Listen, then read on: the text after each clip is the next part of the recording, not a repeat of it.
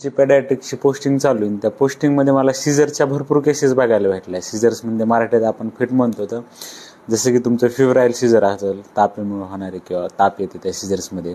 दुसरं तुमचं GTCS असते, जनरल टोनिक क्लोनिक सीझर, किंवा तुमचं seizures due to cerebral palsy. तर सेरेब्रल पाल्सीमुळे पण सीझर होतात.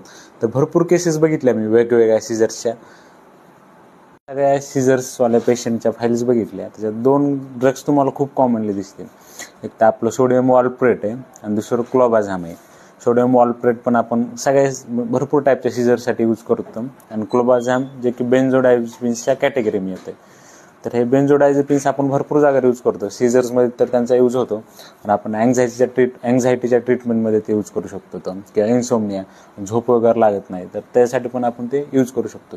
किंवा प्री ऑपरेटिव्ह मेडिकेशन म्हणून पण यूज करू शकतो, की प्री ऑपरेटिव्ह सिडेशन म्हणजे ऑपरेशनच्या वगैरे अगोदर पेशंटला झोप येण्यासाठी पण ते देऊ शकतो.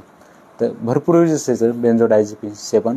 आणि सोडियम वॉलप्रेट पण खूप इम्पॉर्टंट आहे. तर तुम्ही जर पेडॅट्रिकच्या वॉर्डमध्ये जात असाल आणि सीझरची केस बघत असाल, तुम्हाला ह्या 2 ड्रग्सबद्दल माहीत पाहिजे.